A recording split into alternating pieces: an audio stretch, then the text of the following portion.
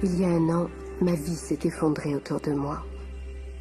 J'avais travaillé jusqu'à l'épuisement. Mon père était mort soudainement. Et mes relations affectives étaient sans dessus-dessous. J'ignorais encore que de mon grand désespoir sortirait le plus grand des cadeaux.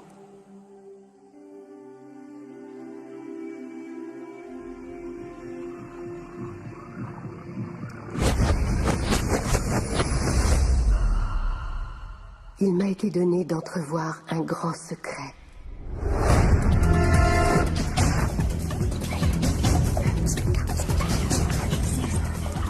Je me suis mise à chercher le secret à travers l'histoire.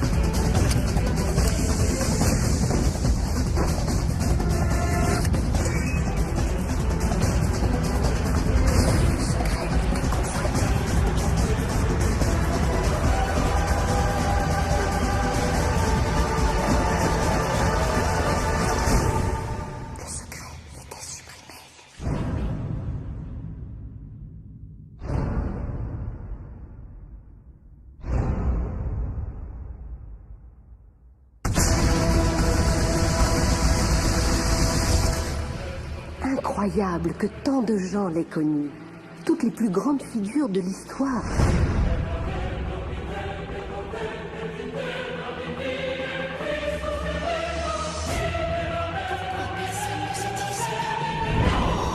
Je voulais partager le secret avec le reste du monde.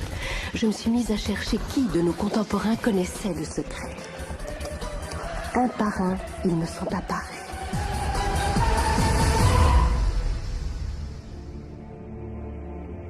Sachez que ce secret vous donne ce que vous voulez. Bonheur, santé, richesse. Vous pouvez avoir, faire ou devenir ce que vous voulez. Choisissez. On peut absolument avoir tout ce qu'on veut. Les rêves les plus fous. Dans quelle maison voulez-vous vivre? Voulez-vous être millionnaire? Est-ce que ça vous plairait de démarrer une affaire? Voulez-vous plus de succès? Qu'est-ce que vous voulez vraiment? J'ai été témoin de nombreux miracles dans ma vie. Miracles financiers, miracles de guérison physique, guérison mentale et en matière de relations. Les miracles s'étaient produits parce que les gens avaient appris à appliquer le secret. C'est le grand secret de la vie.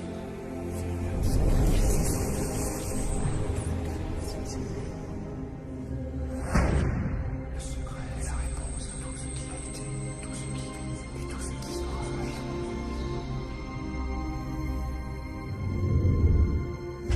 Vous devez probablement être en train de vous demander quel est ce secret. Je vais vous dire comment je me le représente. Nous agissons tous en fonction d'un pouvoir infini. Nous nous guidons tous exactement suivant les mêmes lois.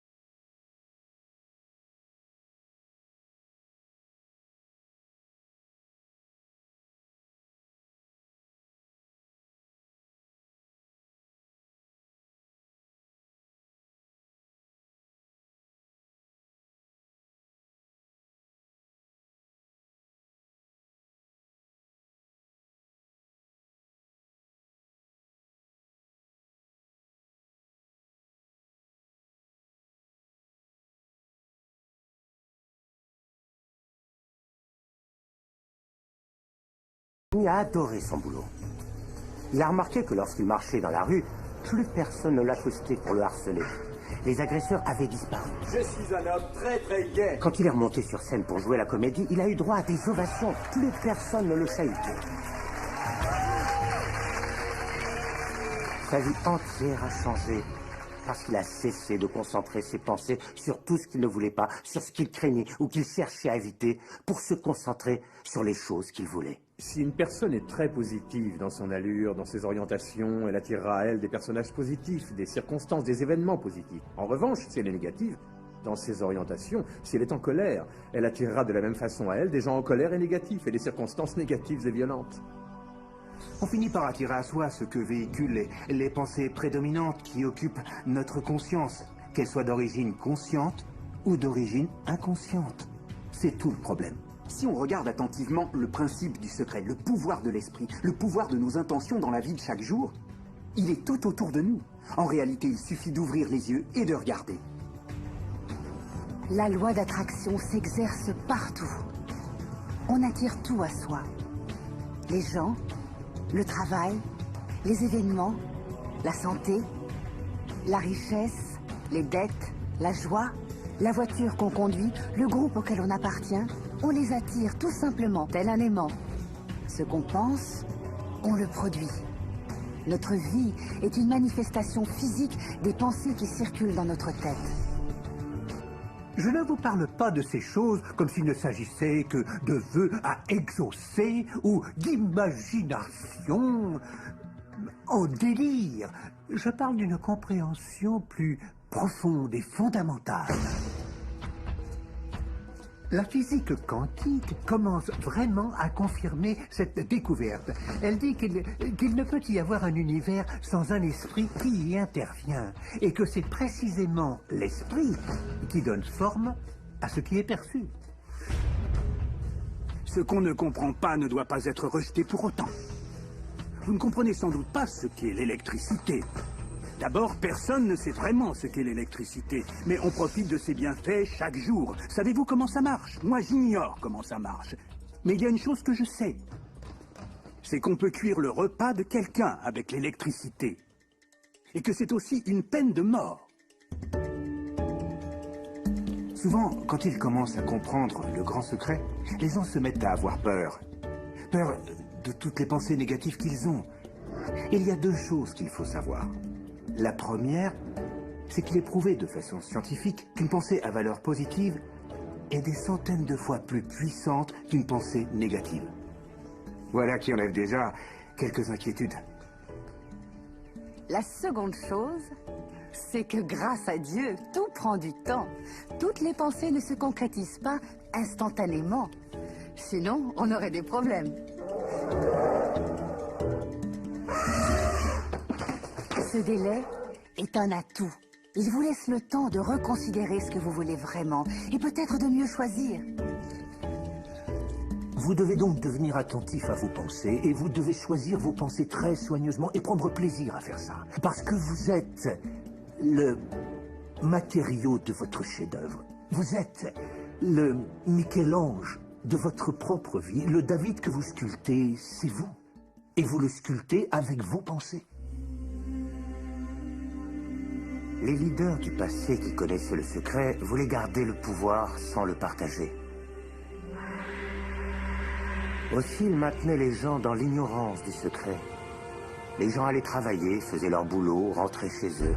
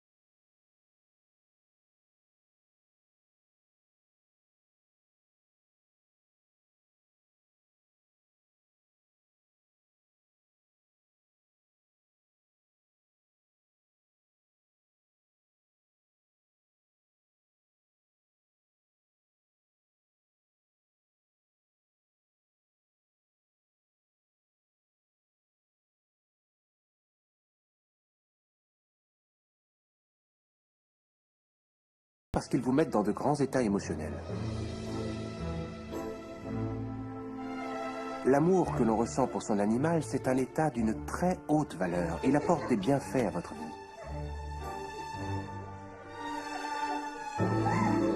C'est un cadeau merveilleux. Dès qu'on commence à comprendre et à vraiment maîtriser ses pensées, ses émotions, on constate que l'on crée sa propre réalité. C'est là que réside notre liberté, c'est là que réside notre pouvoir. On voit qu'on est le créateur délibéré de sa propre vie. Et quand on est le créateur délibéré de sa propre vie, qu'on sait utiliser la loi d'attraction, on a une vie au-delà de tout ce que vous pouvez imaginer aujourd'hui. Depuis que j'ai appris le secret, que je l'ai appliqué dans ma vie est réellement devenue magique. Je crois que c'est le genre de vie que tout le monde rêve de mener. Et ce qui est sûr, c'est que j'en profite tous les jours. J'ai une maison de 4,5 millions de dollars. J'ai une femme à tomber par terre. Je pars en vacances dans les coins les plus fabuleux du monde. J'ai escaladé les montagnes. Je suis parti en safari. Et tout cela est arrivé et continue de m'arriver parce que, un jour, j'ai appris comment appliquer le secret. La vie peut être absolument phénoménale, et c'est ça qui est normal. Et elle le sera pour vous dès que vous utiliserez le secret.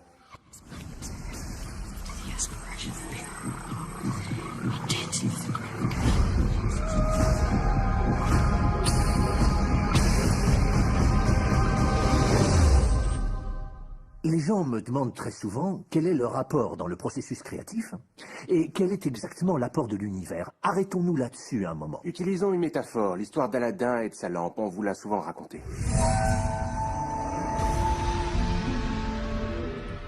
Aladin trouve une lampe, il la frotte, et un génie apparaît.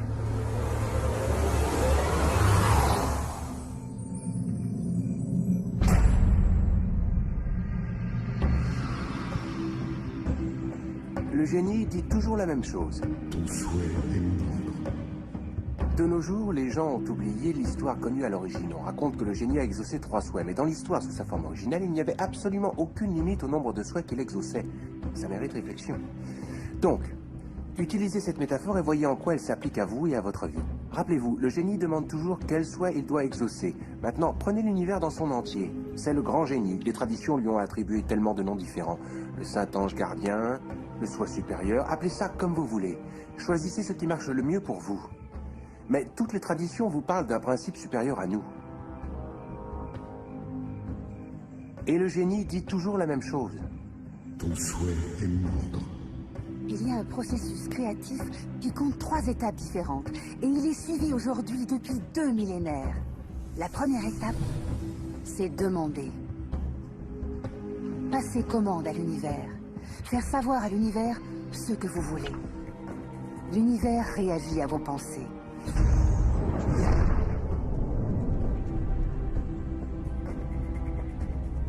Que voulez-vous vraiment? Asseyez-vous et écrivez-le sur une feuille de papier. Écrivez-le au présent de l'indicatif. Vous pourriez commencer par « Je suis si heureux, si reconnaissant maintenant que… » et ensuite expliquer comment vous voulez que soit votre vie, dans tous les secteurs. Et c'est vraiment amusant. C'est comme avoir l'univers sous forme de catalogue. Vous tournez les pages jusqu'à ce que vous vous disiez « J'aimerais avoir cette expérience, et j'aimerais avoir ce produit, et j'aimerais avoir une personne comme ça. » C'est vous qui passez votre commande à l'univers. C'est vraiment aussi simple que ça. La deuxième étape, c'est croire. Croire que c'est déjà à vous. Ayez ce que j'appelle une foi inébranlable. Croyez à l'invisible. Ton souhait est mon ordre. Et l'univers commencera à se réorganiser lui-même de manière à ce qu'il se produise ce que vous voulez. Nombre d'entre nous ne s'autorisent jamais à dire réellement ce qu'ils veulent réellement, parce qu'ils ignorent comment ça pourrait se manifester. Il vous suffirait de quelques recherches pour que ça devienne évident à vos yeux. Quiconque a accompli quelque chose ignorait comment il allait aboutir. Il savait uniquement qu'il allait le faire. Ça ne sert à rien de savoir comment les choses finiront par se produire. Ça ne sert à rien de savoir comment l'univers finira par se réorganiser pour vous. Vous voulez savoir? Vous le verrez apparaître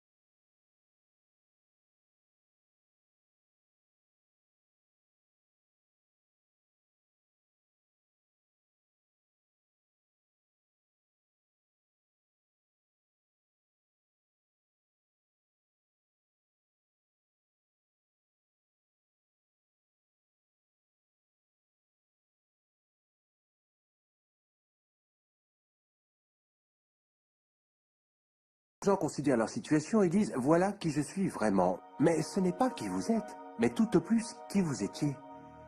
Comprenez, si vous considérez la situation qui est la vôtre actuellement, disons par exemple que vous avez un problème permanent de découvert bancaire, ou que vous n'avez pas la relation que vous voulez, ou que votre poids ne vous satisfait pas. Tout ça n'est pas qui vous êtes, tout ça c'est le résultat final de ce qui est déjà votre passé, de vos pensées, de vos actions anciennes. Et en permanence, nous vivons dans cette sorte de résidu existentiel des pensées et des actions qui ont été les nôtres dans le passé. Et si vous considérez votre situation actuelle et que vous vous définissez en fonction d'elle, eh bien vous condamnez à ne rien avoir de mieux, à ne faire que reproduire votre passé. Tout ce que nous sommes est le résultat de ce que nous avons pensé. Bon, que pouvez-vous faire tout de suite pour commencer à changer votre vie? Eh bien, avant tout, il y a 2-3 choses. Commencez par lister les choses dont vous êtes reconnaissant. Commencez par ça. Parce que ça changera votre énergie, ça modifiera jusqu'à votre mode de pensée. Voyez-vous, avant de faire cet exercice, vous étiez focalisé sur tout ce que vous n'aviez pas, vous étiez focalisé sur toutes vos plaintes, vous étiez focalisé sur tout ce qui vous posait problème. Mais en faisant cet exercice, vous vous engagez dans une direction différente. Vous avez de la gratitude pour toutes les choses qui vous font réellement du bien. La gratitude, c'est le meilleur moyen d'apporter du mieux à votre existence. Si un homme s'aperçoit que son épouse prend plaisir aux petits gestes qu'il a pour elle, comment réagit-il? Il veut en faire plus. C'est toujours une certaine appréciation qui harmonise les choses, qui attire le soutien mutuel. Je dis depuis des années qu'on attire toujours davantage ce à quoi on pense et qu'on apprécie. Parce que c'est l'émotion qu'il faut absolument avoir. Et donc, pour moi, c'est toujours un très puissant exercice de dire chaque matin quand je me lève, merci. Dès que mes pieds touchent le sol, merci. Et ensuite, je fais la liste des choses dont je suis reconnaissant pendant que je me brosse les dents, que je vaque à mes occupations matinales. Et je ne pense pas dans ma tête que je fais tout ça par simple routine, mais j'exprime ces choses et je m'emplis d'un sentiment de gratitude. Parce que dès que vous commencez à ressentir un peu différemment ce que vous avez, vous vous mettez à attirer plus de bonnes choses, plus de choses dont vous serez reconnaissant. Vous pouvez regarder autour de vous et dire « je n'ai pas la voiture, je n'ai pas la maison, je n'ai pas la santé, ni les coups que je veux ». Stop, la coupe est pleine, c'est tout ce que vous ne voulez pas. Concentrez-vous sur ce que vous avez déjà et qui vous rend reconnaissant. Tenez, par exemple, c'est grâce à vos yeux que vous regardez ceci. Et grâce à vos vêtements, vous êtes bien. Oui, vous pourriez en préférer d'autres. Et vous en aurez d'autres, peut-être très bientôt, si vous êtes reconnaissant de ce que vous avez déjà. Je crois que tout le monde connaît ces périodes où l'on dit « vraiment les choses ne vont pas bien ou les choses vont mal ». Il y avait comme des tensions dans ma petite famille quand j'ai trouvé une pierre. J'étais assis et j'ai joué avec cette pierre. Vous m'auriez vu dans mon coin, j'avais une pierre, je l'ai mise dans ma poche. Et je me suis dit, à chaque fois que je toucherai cette pierre, je penserai à quelque chose dont je suis reconnaissant. Donc, tous les matins, en me levant, je prenais la pierre de ma commode et je la mettais dans ma poche. Et je pensais aux choses dont je suis reconnaissant. Et le soir, on fait quoi? On vide sa poche. Et elle est là. Et comme ça, j'ai vécu plein d'expériences étonnantes. Un type d'Afrique du Sud m'a vu un jour faire tomber ma pierre. Il m'a demandé ce que c'était. Qu'est-ce que c'est? Je lui ai expliqué. Il a appelé ça la pierre de gratitude. La pierre de gratitude. 2 semaines plus tard, il m'a envoyé un email d'Afrique du Sud. Il disait « Mon fils est en train de mourir d'une maladie rare, une sorte d'hépatite. M'enverrais-tu 3 pierres de gratitude ?» C'était des pierres que j'avais trouvées dans la rue, c'est vrai, mais j'ai dit « Bien sûr !» Je devais veiller à ce que ces pierres soient très spéciales. Alors je suis descendu au torrent, j'ai choisi les bonnes pierres et je les lui ai envoyées. 4 ou 5 mois plus tard, j'ai reçu un email de mon ami. Il me disait « Mon fils va mieux. Il va très bien. » Et il ajoutait « Tu dois savoir quelque chose. Nous avons vendu plus de 1000 pierres à 10 $ l'unité. Et l'argent de ces pierres de gratitude est allé à une œuvre caritative. Merci beaucoup. » Et donc il est très important de se placer dans une attitude de gratitude, comme je l'appelle. Il y a une autre chose que je vous suggère de faire immédiatement pour transformer votre vie, et c'est tellement énorme que je ne trouve pas les mots pour décrire toute la puissance de l'effet que ça aura sur vous.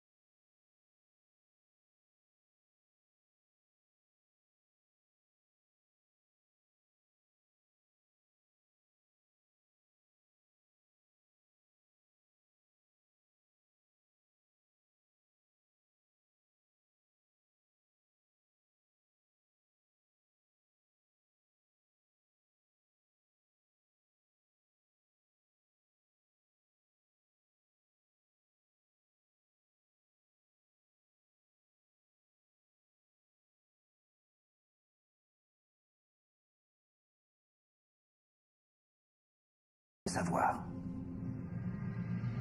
L'imagination c'est l'aperçu des futures attractions de la vie. Décidez ce que vous voulez. Croyez que vous pouvez l'avoir. Croyez que vous le méritez. Croyez que c'est possible pour vous. Et ensuite, fermez les yeux. Tous les jours pendant plusieurs minutes et visualisez ce que vous avez déjà, ce que vous voulez en ressentant le sentiment que vous l'avez déjà. Et puis arrêtez. Et pensez à toutes vos raisons d'être déjà reconnaissant. Et soyez vraiment joyeux, d'accord?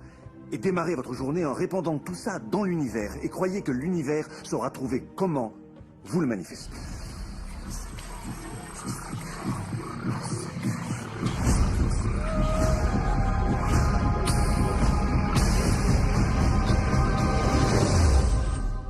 Le secret a été une véritable transformation pour moi parce que j'ai grandi dans une famille avec un père qui avait des pensées très négatives.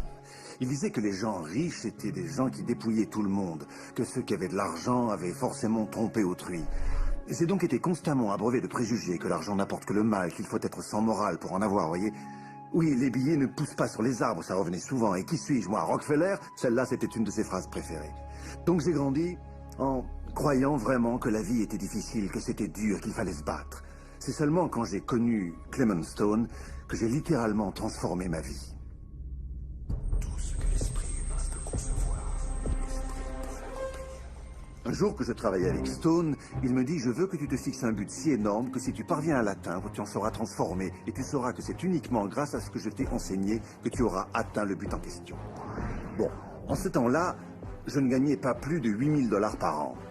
Et pour en avoir le cœur net, je voulais me choisir un objectif mesurable. Donc j'ai dit, je veux me faire 100 000 $ dans l'année. J'ignorais totalement comment y arriver. Je n'avais aucune stratégie, aucune possibilité. Mais j'ai juste dit, je vais déclarer ça, je vais y croire très fort, je vais agir comme si c'était vrai et le répandre.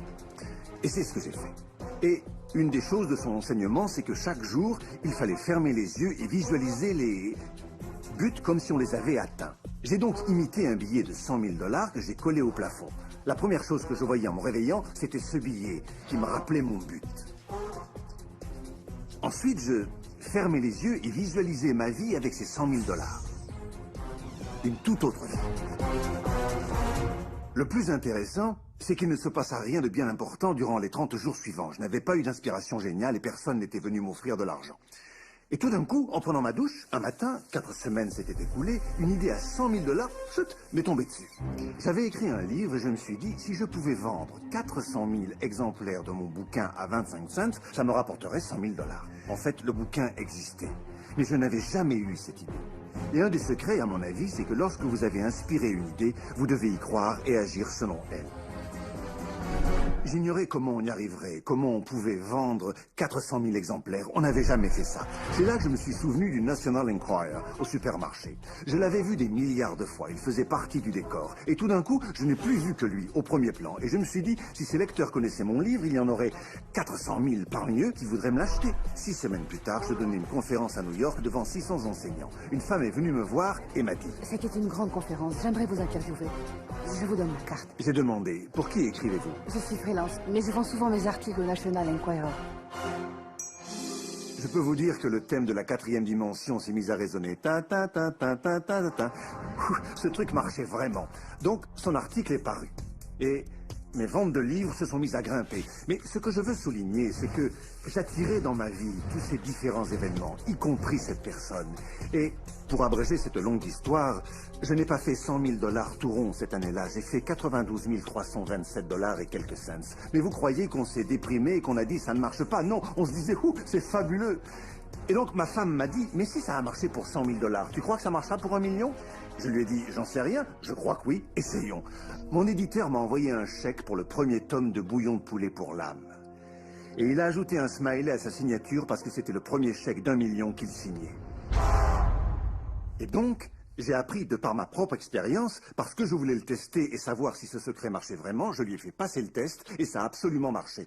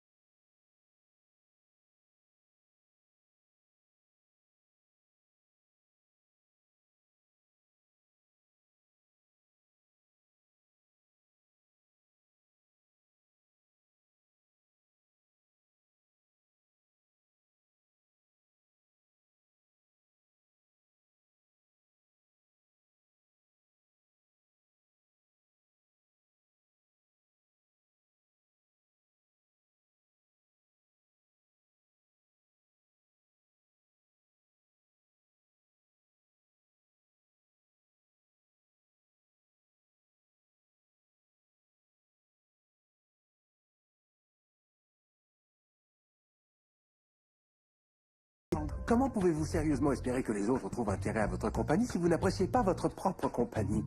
Et donc, là encore, la loi d'attraction ou le secret ont pour but d'apporter cela au sein de votre vie. Et vous devez vraiment être clair avec vous-même. Voici la question que vous devez vous poser. Est-ce que vous vous traitez vous-même comme vous aimeriez que les autres vous traitent? Vous devenez la solution pour vous. Ne dites pas « toi tu me dois et tu dois me donner plus ». Non, donnez-vous plus à vous-même. Prenez du temps pour vous donner plus à vous-même. Tâchez de vous emplir d'un sentiment de plénitude jusqu'à devenir débordant de vos dons. J'ai vécu de nombreuses relations de couple où j'espérais de mon partenaire qu'il me montre ma beauté. Parce que je ne savais pas l'avoir moi-même. Je dois avouer que quand j'étais gamine, mes héros, enfin mes héroïnes devrais-je dire, c'était Super Jenny, Wonder Woman, les drôles de dames, elles étaient fantastiques. Mais ne me ressemblaient pas. Il m'a fallu tomber amoureuse de moi-même, Lisa, pour que j'aime ma peau café au lait, mes grosses lèvres, et puis mes hanches rondes, et puis mes cheveux crépus. C'est seulement à partir de ce moment où je suis tombée amoureuse de moi que le reste du monde a pu également tomber amoureux de moi. Il y a quelque chose d'absolument sublime chez vous. Je m'étudie moi-même depuis plus de 44 ans. Ça me donne envie de m'embrasser. Mais vous aussi, vous allez apprendre à vous aimer. Je ne parle pas de vanité mal placée, je parle d'un profond et sain respect pour soi-même. Et quand on s'aime soi-même, on aime les autres. Dans nos relations, on a trop coutume de se plaindre des autres. Mes collègues sont trop durs à vivre. Mon mari me rend folle. Mes enfants sont si paresseux. On se focalise toujours sur les autres. Mais pour qu'une relation fonctionne correctement, il faut se focaliser sur tous les aspects que l'on apprécie chez l'autre personne, pas sur toutes les raisons de s'en plaindre. Lorsque l'on se plaint de ces choses, on ne fait que les multiplier.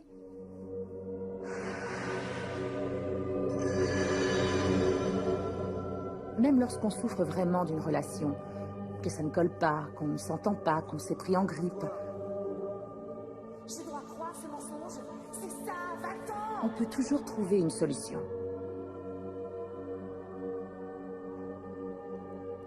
Prenez une feuille et durant 1 mois, une fois par jour, écrivez noir sur blanc tout ce que vous appréciez chez cette personne. Pensez à toutes vos raisons de l'aimer. Vous appréciez son sens de l'humour, son sens de la solidarité. Vous verrez qu'en vous focalisant sur ce que vous appréciez, en reconnaissant ses points forts, vous en recevrez d'autant plus en retour. Et tous les problèmes disparaîtront. Nous ne pouvons pas contrôler autrui, même en essayant de toutes nos forces. Mais si l'autre rentre à la maison de mauvaise humeur, et que vous-même êtes de bonne humeur, vous serez ailleurs que lui à cet instant. Nous créons notre propre bonheur par la loi d'attraction. Il arrive souvent que nous donnions aux autres l'opportunité de créer notre bonheur. Oui, mais il arrive souvent qu'ils échouent à le créer comme nous le voudrions. Pourquoi? Parce qu'il n'y a qu'une seule personne qui puisse se charger de votre joie, de votre félicité, et c'est vous. Même un parent, un enfant, un époux, ou les gens qui vous sont les plus proches, n'ont pas la maîtrise suffisante pour créer votre bonheur. Votre joie réside en vous.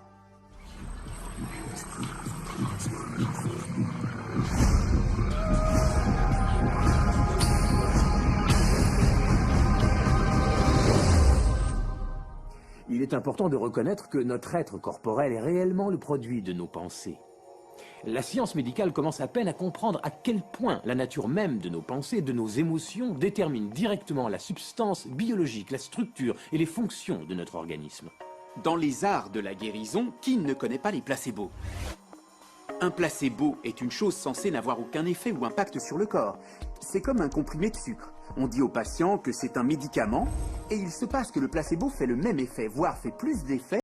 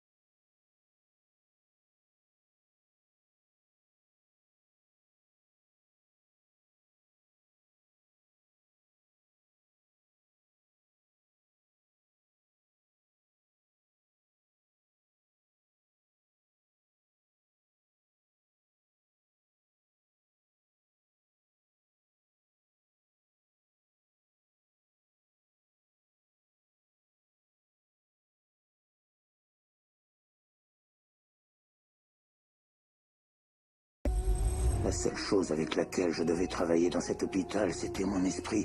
Parce qu'une fois qu'on a sa tête, on peut remettre les choses en place.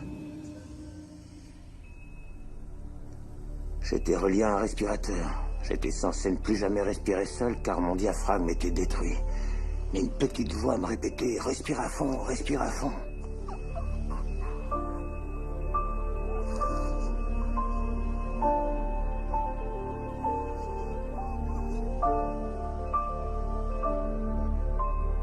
On m'a finalement débranché.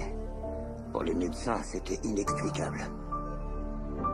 Je ne pouvais me payer le luxe de laisser quoi que ce soit occuper mon esprit et me détourner de mon objectif et de ma vision.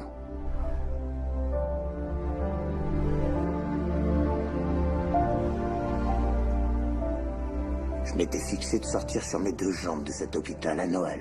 C'était mon objectif.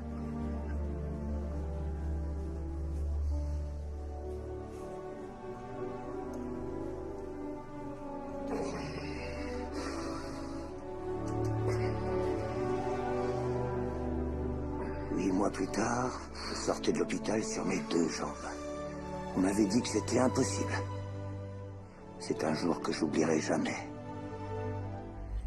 Pour ceux qui regardent cette émission en ce moment même et qui souffrent, s'il me fallait résumer mon expérience et résumer pour tout le monde ce que l'on peut faire de sa vie, je résumerai mon propos en quelques mots. Nos pensées façonnent notre devenir d'être humain.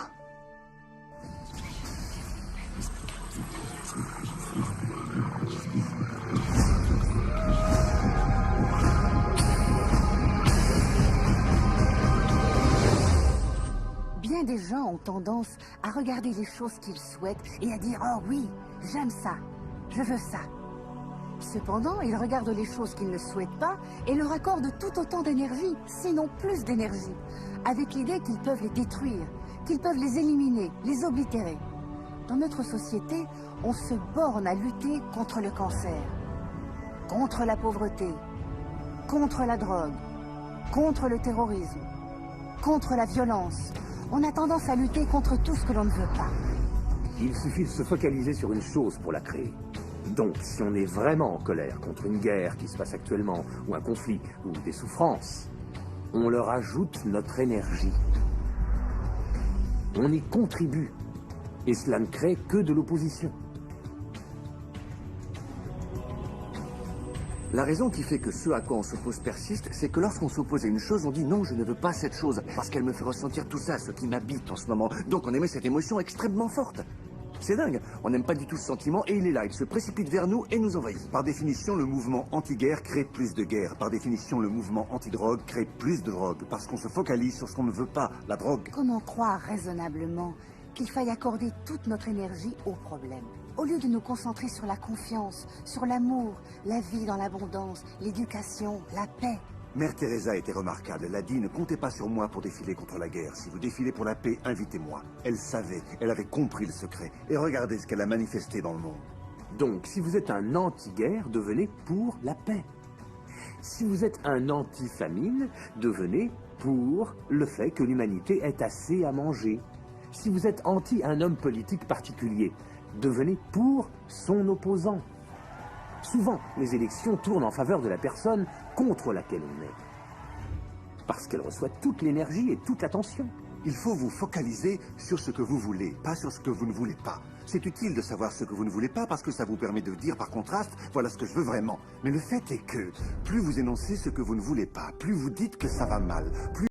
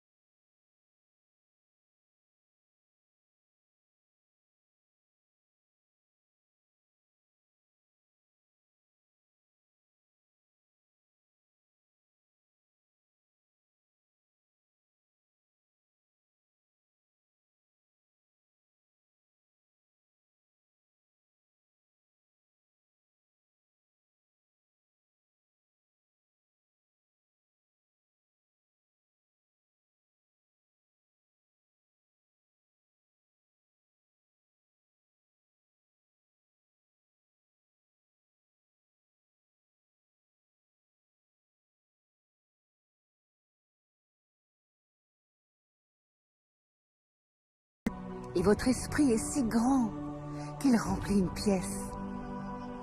Vous êtes la vie éternelle. Vous êtes l'énergie source.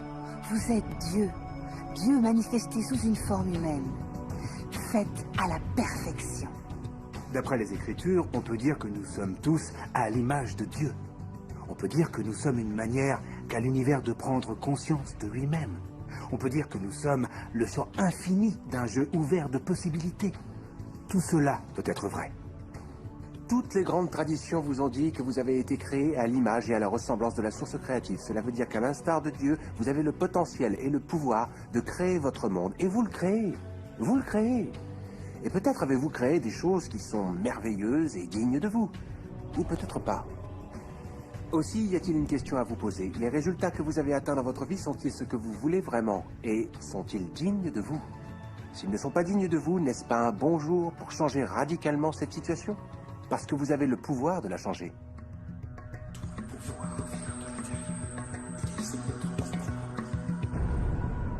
Beaucoup de gens se considèrent comme des victimes dans la vie et ils rabâchent les souffrances du passé. Par exemple, une enfance avec un parent abusif ou des perturbations familiales. D'ailleurs, j'ajoute entre parenthèses une petite chose. La plupart des psychologues pensent qu'à peu près 85% des familles sont dysfonctionnelles. Donc, on découvre tout à coup qu'on n'est pas si unique. Mes parents étaient alcooliques, mon père m'a maltraité, ma mère a préféré partir. J'avais 6 ans. De l'âge de 13 ans jusqu'à 18 ans, j'ai fait partie d'un gang des rues. J'ai eu un accident de moto très grave. J'ai vécu sans abri un bon moment à Dallas. J'ai connu la pauvreté pendant plus de 15 ans à Houston. Quand j'étais enfant, j'avais des difficultés à apprendre.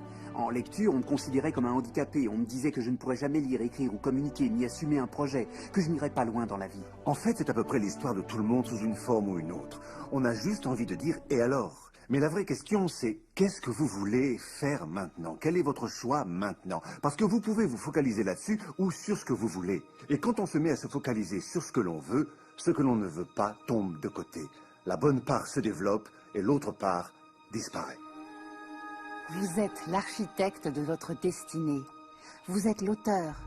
Vous écrivez l'histoire. La plume est dans votre main. Et le dénouement sera celui que vous choisirez. Ce qu'il y a de beau avec la loi d'attraction, c'est que vous pouvez commencer là où vous êtes et commencer à penser, vraiment penser. Vous pouvez commencer à générer au sein de vous-même une fréquence faite d'harmonie et de bonheur. La loi se mettra à répondre à cela. Vous avez acquis un certain nombre de convictions, notamment qu'il y en a assez pour tout le monde dans l'univers. Ou cette autre conviction que tout se passe au mieux pour moi. Ou encore la conviction que, et c'est pas vrai que je vieillis, je rajeunis de jour en jour. Nous pouvons créer les choses comme nous les voulons par le recours à la loi d'attraction. Vous pouvez briser vos chaînes, vous délivrer des schémas dont vous avez hérité, des codes culturels et des opinions de la société. Vous pouvez vous prouver une fois pour toutes que le pouvoir qui est en vous est plus grand que le pouvoir qui est dans le monde. Certains parmi vous diront « Oh, tout ça c'est bien gentil, mais je n'y arriverai pas » ou encore « Sûr qu'elle ne me laissera jamais faire ça » ou « Ils ne me laisseront jamais essayer ça » ou « J'en ai pas les moyens financiers » ou « Je ne suis pas assez fort pour faire ça » ou « Je ne suis pas assez riche pour faire ça, je ne suis pas... » Oh, et chacun de ces « je ne suis pas » est une création.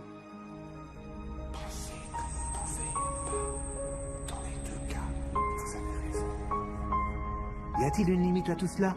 Absolument aucune. Nous sommes des êtres sans limite aucune. Rien ne nous limite. Les capacités diverses, les talents, les dons prodigieux, le pouvoir qui sont à l'intérieur de tous les individus sans exception de cette planète sont illimités.